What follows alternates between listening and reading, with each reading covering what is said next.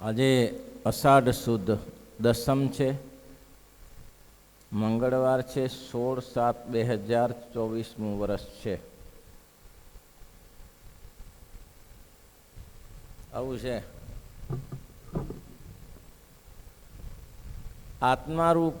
આત્માનું લક્ષણ મહારાજ કહે છે. પેલે ભાગવત ધર્મનું લક્ષણ કહ્યું, હવે આત્માનું લક્ષણ કહે છે.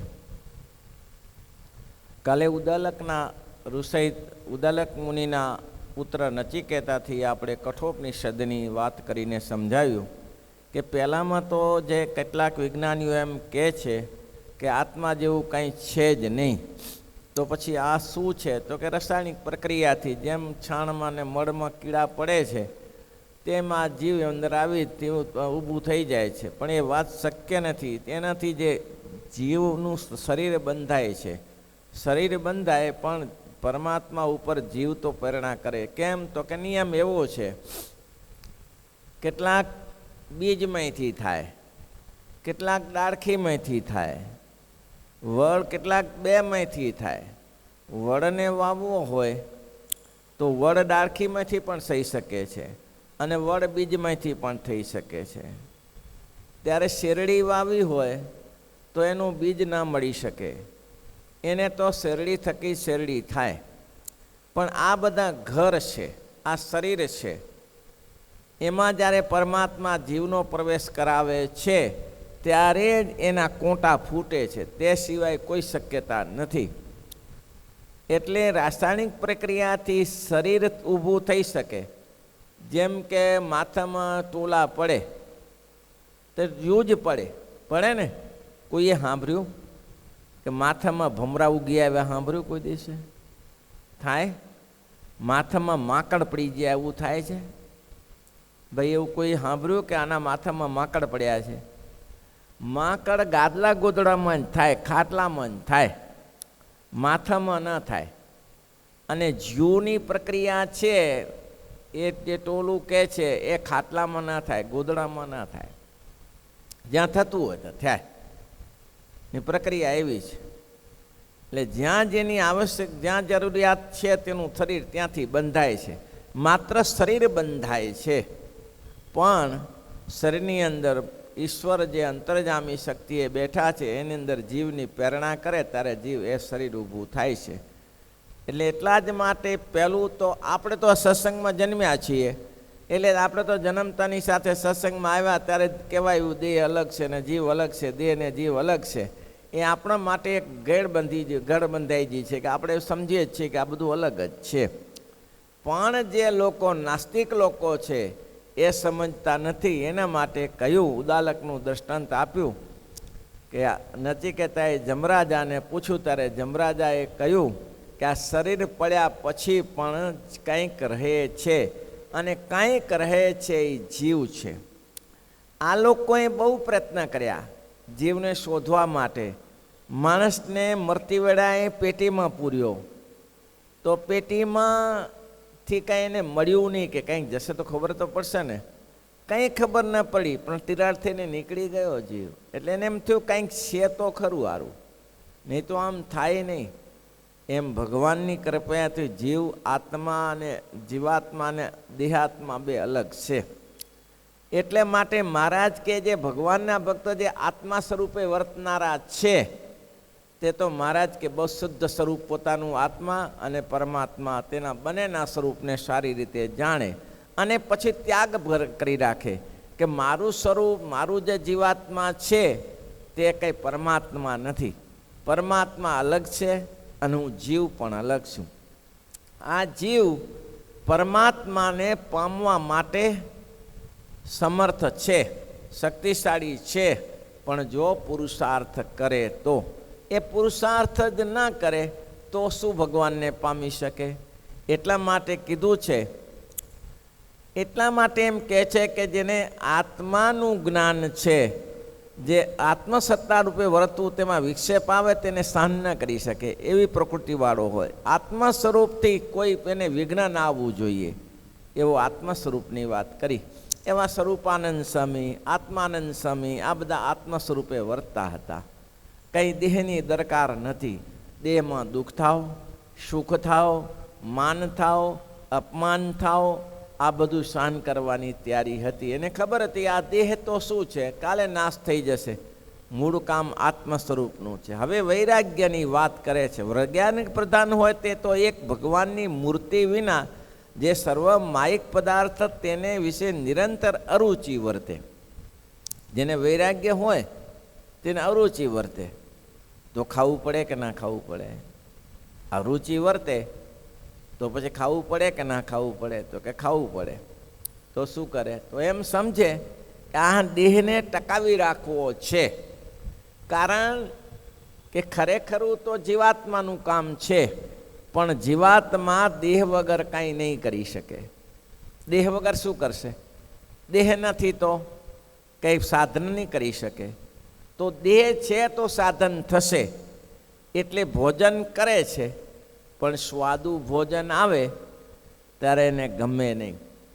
સાદું ભોજન આવે તો અરુચિ થઈ જાય કે આ મારા માટે હિતાવો નથી. આપણે સ્વાદુ ભોજન જોઈને મજા પડી જાય છે. લાડુ ને દાળ ભાત ને ભજીયા ને ગાંઠિયાને આવતા હોય તો વાહ વાહ શું આજે ભોજન બનાવ્યું છે. પણ પહેલાંને અરુચિ વર્તે, એને ગમે નહીં કે આ શું લફ કરી છે. આ શરીરમાં શું જોઈએ? રોટલો જોઈએ. રાજા ભગતનું દ્રષ્ટાંત ખુરાસણના પ્રસિદ્ધ છે. રાજા ભગતને આપણે જાણીએ છીએ કે ઘરનું માણસ સારું ન મળ્યું. વૈરાગ્ય નિષ્ઠા પ્રધાન એક માણસ છે.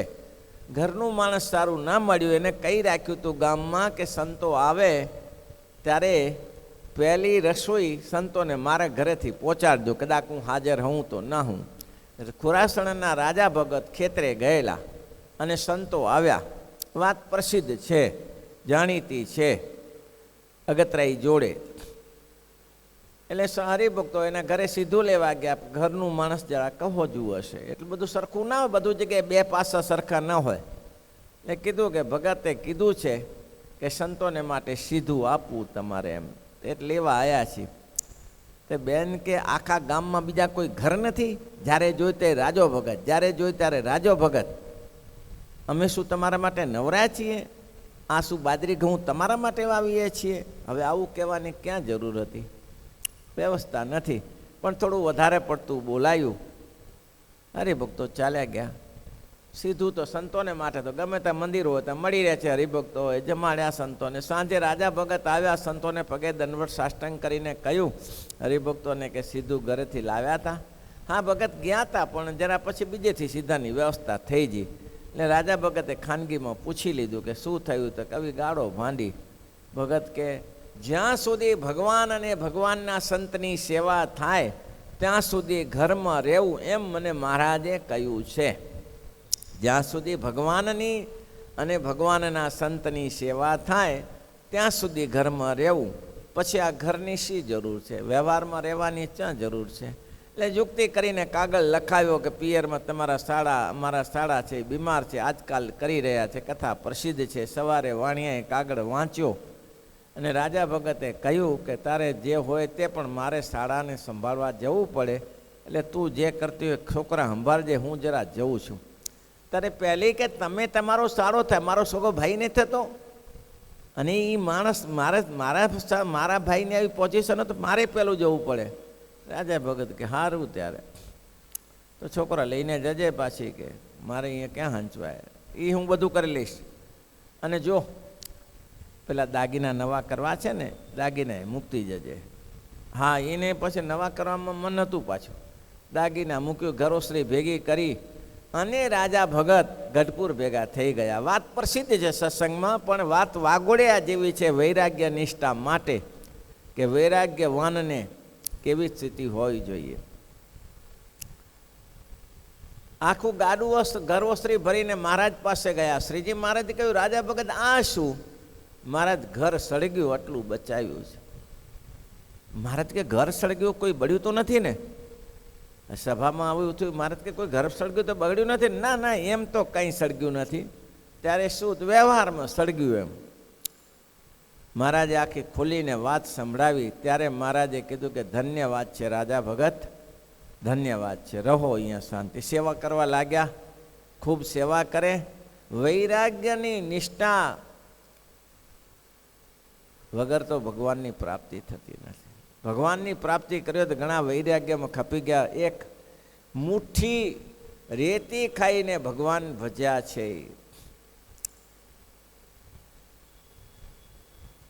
ઊંઝામાં જય કુંવરબા એક સિંગોડું ખાઈને ભગવાન ભજ્યા છે. એક સિંગોડું ખાઈને ભગવાન ભજ્યા છે. મહારાજને માટે રસોઈ કરવાની હતી. તે બેન આગા પાછા ત્યાં રસોઈમાં વાર લાગી. મહારાજ કે આ શું 2 કલાક તમે રસોઈમાં રહો તો ભજન ક્યારે કરો? મહારાજ મને બહુ એટલી ફાવટ નથી. તે મહારાજ કે બંધ કરો ને રસોઈ કરવાનું. તો મહારાજ તમારે એક સિંગોડું ખાવું. ભલે મહારાજ. અને શ્રીજી મહારાજના વચનથી 6 મહિના સુધી સિંગોડું ખાધું. બોલો કેટલા વધારે ખાવ, સમય નથી લાગ્યો. સિંગોડા ઉપર ચાલ્યા. બોલો વૈરાગ્ય નિષ્ઠા. શ્રીજી મહારાજની આજ્ઞા એ આજ્ઞા. જય કુંવરબાનું ઊંઝાનું દ્રષ્ટાંત પ્રસિદ્ધ છે. એના કુટુંબમાં હજી એ નીતિનભાઈ ને બધા છે. તો આનાથી એને ઘર ચલાવ્યું. તો વૈરાગ્ય આને કહેવાય. રાજા ભગતને કે રાજા ભગત રહો, પણ મહારાજે એની કસોટી કરવી હતી. આ સત્સંગમાં ઉદાહરણ પૂરું પાડવું હતું. વૈરાગ્યવાન કે ભક્ત કેવા કે મહારાજ કે રાજા ભગત તમારે સાધુ થવું છે કે અમે કહીએ એમ કરવું છે? અરે મહારાજ સાધુ થઈએ કે તમે કયો એમ કરીએ? આપ રાજી એમ અમે રાજી. એમ તો કે હા ખરેખર અમે કહીએ એ કરશો? અરે મહારાજ તમે કયો એ જ કરીએ, બીજું શું કરવા માટે અહીંયા આવ્યા હોઈએ? તો પછી તમારા ગામ જોડે પર્વતભાઈનું ગામ ખરુસણા જણે અગતરાઈ છે. અને અગતરાઈમાં પરતભાઈના છોકરા નાના છે અને એ ધ્યાનનિષ્ઠ પુરુષ છે. એટલે ખેતીમાં કંઈ ફાવટ આવતી નથી. તો તમે જશો ત્યાં ખેતી કરવા? હવે એનું ખેતર અને આનું ખેતર બે જોડે જોડે. પર્વતભાઈનું ખેતર અને આનું ખેતર જોડે જોડે. ઘર છોડીને આવ્યા છે.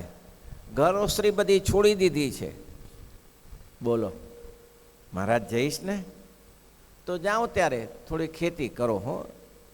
રાજા ભગતને થોડી રાહત મળે. એ ભજનમાં ધ્યાન રાખે. તમારા ઉપર ભગવાનનો અમારો રાજીપો થયો. ભલે આ બધું ઘરશ્રી લઈ આવેલા ત્યાગી થવા માટે અને ખરુસણાના રાજા ભગત પર્વતભાઈની ખેતી કરે. ત્યાં સાંતી ચલાવે, ત્યાં પાણી વારે, બાજરી પકાવે, ઘઉં પકાવે. હવે એના ઘરવાળા ત્યાં નહીં આવતા હોય? ઘરવાળા ત્યાં નહીં આવતા હોય? ભલે આવતા હોય. એકે વસ્તુ સાંભળી નહીં અને ખેતી કરી. એટલે 9 વર્ષ સુધી ખેતી કરી. 9 વર્ષ સુધી ખેતી કરી. એક દિવસ મહારાજ અગતરાઈ પધારેલા. પર્વતભાઈને ત્યાં મળ્યા. આનંદ થયો. રાજા ભગતને બોલાવ્યા. રાજા ભગત આવ્યા. રાજા ભગતને વૈરાગ્યવાન પુરુષોના લક્ષણ કેવા હોય? ભગત તો કે હા કેવું છે? બસ મહારાજ આપની કૃપા છે. બસ બસ ત્યારે બીજું શું જોઈએ ભગત? આ શરીરમાં બસેર અના લોટની જરૂર છે. આ શરીરમાં બસેર લોટની જરૂર છે. એ શું ઉપાધિ કરવાની? ત્યારે માણસ માત્રને 2 રોટલીની જરૂર છે. દુનિયાભરને ફેંદી વળે છે પણ કરવાનું આટલું જ છે. ભગત તો કે હા આ શરીરમાં બસેર લોટની જરૂર છે.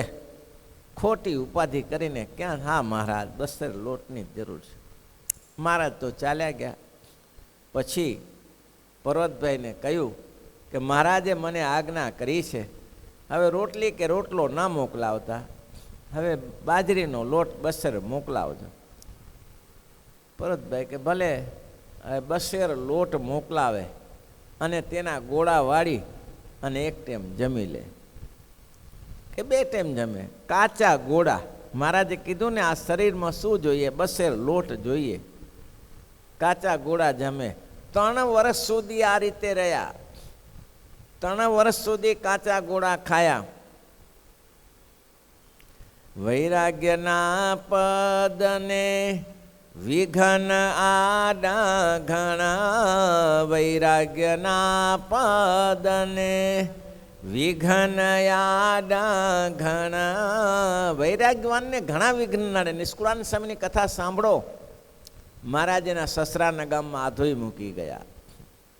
આવા તો મહારાજને માટે બલિદાન આપનારા. અદ્ભુતાનંદ સ્વામીને સાંભળો, લગ્નના માંડવેથી નીકળી ગયેલા. અજા પટેલના ભાણા થાય.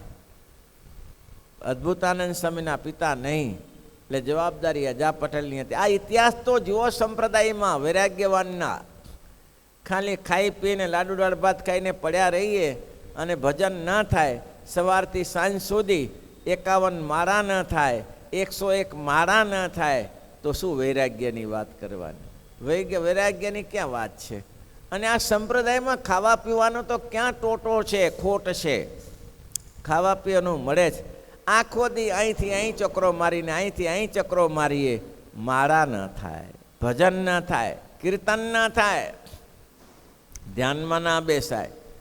5 માનસી નથી થતી. બોલો ભાઈ, 5 માનસી થતી નથી. એટલે કે છે વૈરાગ્યના પદને વિઘ્નયાડા ઘણા, વૈરાગ્યના પદને વિઘ્નયાડા ઘણા, નેતિ નેતિ કહીને પોકારે, નેતિ નેતિ કહીને પોકારે. વૈરાગ્યના પદને વિઘ્ન ઘણા છે બાપા. ભજન કરવું એમાં કંઈક ઉપદ્રવ થાય છે. તમે માળા કરવા બેઠા અને કોઈ આવે, આનું શું કરવું છે, આ કોણ કરશે, મેલ પડતું લાગી જાય એમાં. તો જય હોમ કરીને પડી જાય કે મારે માળા કરવી જ છે, સાંજે સુધીમાં 100 માળાએ પહોંચવું જ છે, 51 માળા તો 51 માળા કરવી જ છે. 51 માળા કરો તો પોણી કલાકથી 40-50 મિનિટ જેવું થાય. 51 માળા. આ શરીર 24 કલાક માટે ભગવાને આપ્યું છે. 24 કલાક માટે શરીર આપ્યું છે, તો આપણે 1 કલાક ભગવાનને ના આપી શકીએ? ભગવાનને ના આપી શકીએ? બધું ઠીક. હવે ભાઈ, ખરુસણાના રાજા ભગતે કરી બતાવ્યું. 3 વર્ષ સુધી કાચા લોટના ગોળા ખાધા. આ નરસિંહ ભગત માણસાના, જેને ભૂત પાસે મંદિરો કરાયું. પૈસા મંદિર કરતાં કરતાં મંદિર ખૂટ્યું, પૈસા ખૂટ્યા. ભગતે વિચાર્યું કે હવે મંદિર પૂરું કેમ કરવું? તે ધ્યાનમાં બેઠા ને ભૂતોને બોલાયા. ભૂતોને કહ્યું કે પૈસા છે? તો કે હા ભગત છે ને. તો આપો. પણ અમારું શું થાય? કે તમારું હું કલ્યાણ કરી આપું, મને પૈસા આપો. અને ભૂતોની પાસે જેને પૈસા કઢાવ્યા એ નરસિંહ ભગત અમદાવાદ સંતોની રસોઈ આપવા જાય, ઠાકોરજીના થાળ માટે જાય. સાબરમતી પહેલી બાજુ ઉતરી અને લોટ લઈ જાય બાજરીનો. એ પાણી, સાબરમતીનું પાણી નાખી 2 ગોળા વારે અને જમી જાય. અને પછી મંદિરમાં સંતોને રસોઈ જમાડીને પાછા સંતો કે ભગત જમી લો. તક હું તો જમીને આવ્યો, હું તો જમી લીધું છે, મેં આપી દીધું શરીરનો ખોરાક, હવે બીજું ના અપાય. આવા નિષ્ઠાવાળા વૈરાગ્યવાન હોય સંપ્રદાયમાં ક્યાંય ખોટો નથી. કેટલાના દ્રષ્ટાંતો તમે સાંભળો, પણ એ આપણે લાગતા નથી. ધર્મતનદાસ સ્વામી અમારા કાકા ગુરુ, અખંડ ભજનાનંદી પુરુષ, પણ કડિયા કામ કરે. મંદિરમાં બાથરૂમ સુધારે, થૂકવાના ટેબ ટબલો સુધારે, ટચ કરતા હોય. અને કંઈક કામ કરતા હોય ને આપણે કે જા ભાઈ ઉપરથી જરા આ ટાંકડું હથોડો પડ્યો છે લેતો આવો ને. એ હથોડો ને ટાંકડું લેવા જઈએ ત્યાં સુધી નીચે ઉતરી ગયા હોય, ધ્યાનમાં ઉતરી ગયા હોય. રાડો પાડીને જગાડવા પડે, એ સ્વામી સ્વામી આ ટાંકડું હથોડો. હા તો ઓચિતા જાણ ભડકીને જાગ્યા હોય. શું થયું? અરે આ ટાંકડું હથોડો તમે મગા, સારું મૂકો. આવા ભગવાનના ભક્ત 8 ખાખરા ખાય. 8 ખાખરા દિવસમાં. કોઈ ફળ ખાય ને તો શું કે એટલે અંદર દવા નાખી હોય, ના ખવાય, મરી જવાય. આપણે કે શું દુનિયા આખી ખાય છે ને? દુનિયા મરેલી જ છે. દુનિયા આખી ખાય છે, દુનિયા મરેલી જ છે.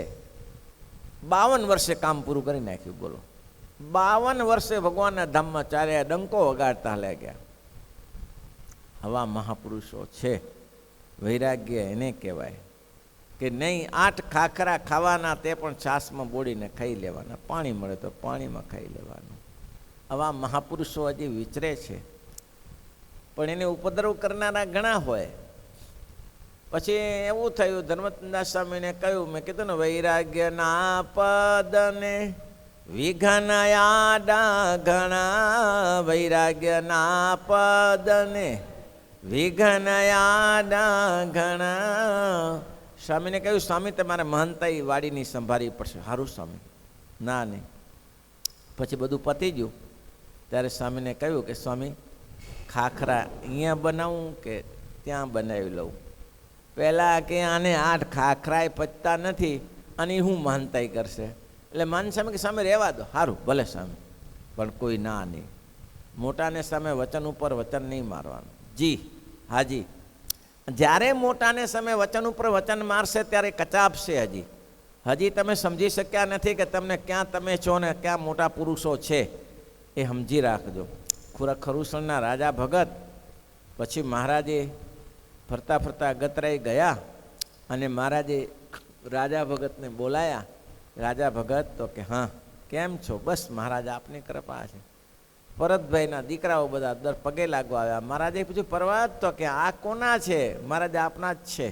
ઓહો, છોકરા મોટા થઈ ગયા, તે ખેતીનું કામ તો કે સંભાળી લે છે મહારાજ. તો મારા રાજાને શુક્રા રોકી રાખ્યો ત્યારે? હા મહારાજ, મને એમ તો થાય છે, પણ આપની આજ્ઞા કેમ લોપાય? ચાલો રાજા ભગત. ત્યારે રાજા ભગત મહારાજ જોડે આવ્યા. આટલા 12 વર્ષનું તપ કર્યા પછી સાધુ થવું. મહારાજ કે ભાઈ સાધુ થવું છે કે અમે કહીએ એમ કરવું છે? 12 વર્ષ પછી. હા, બીજો હોય તો કે આ બીજે ખેતી કરવા મૂકશે પાછા, એક જગ્યાએ લઠ્ઠું છોડીને આ બીજે મૂકશે. ત્યારે મહારાજે 12 વર્ષ પછી પૂછ્યું, બોલો રાજા ભગત, હવે તમે અમે કહીએ એમ કરવું છે કે તમારે સાધુ થવું છે? મહારાજ આપ રાજી થાઓ ને એ કરવું છે. ત્યારે મહારાજે કીધું, રાજા ભગત, આ લોકમાં શું લેવું છે? આ લોક જ દુર્ગંધ ભરેલું છે. આ ગંધાતો લોક છે. આમાં સુખ દુઃખ સિવાય બીજું કંઈ છે નહીં. અમર સુખ તો અમારા અક્ષરધામમાં છે. બોલો તમારી શું ઈચ્છા? અરે મહારાજ, એના જેવું કોઈ ઉત્તમ સુખ નહીં. અને શ્રીજી મહારાજે બેસાડી સમાધિ કરી, હાથ મૂકીને રાજા ભગતને અક્ષરધામમાં મૂકી દીધા. આનું નામ વૈરાગ્ય. વચને પ્રવૃત્તિ, વચને નિવૃત્તિ. આપણે તો કંઈક પ્રશ્ન હોય, આપણે કોઈ કહે તો 17 પ્રશ્ન કરીએ, આનું આમ થાય ને આનું આમ થાય ને તેમ થાય. તું લાગી પડ ને, બધું થશે. સંતો, આપણે નથી વૈરાગ્ય, આપણે નથી આત્મનિષ્ઠા. આપણે ખાઈ પીને તાગડધીના કરીએ છીએ, પણ આટલું તો અવશ્ય અનુસંધાન રાખજો. હવે છેલ્લે ભક્તિનું આવશે. મહારાજ કે એમાં લાગી પડજો. હા, આત્મનિષ્ઠા નથી, વૈરાગ્ય નથી, પણ મહારાજ કે ભક્તિનું અંગ રાખજો, માળા કરજો, ધ્યાન કરજો, માનસી કરજો, આ બધું કરજો તો ભગવાન રાજી થશે. શ્રીપતિમ શ્રીધરમ સર્વદેવેશ્વરમ.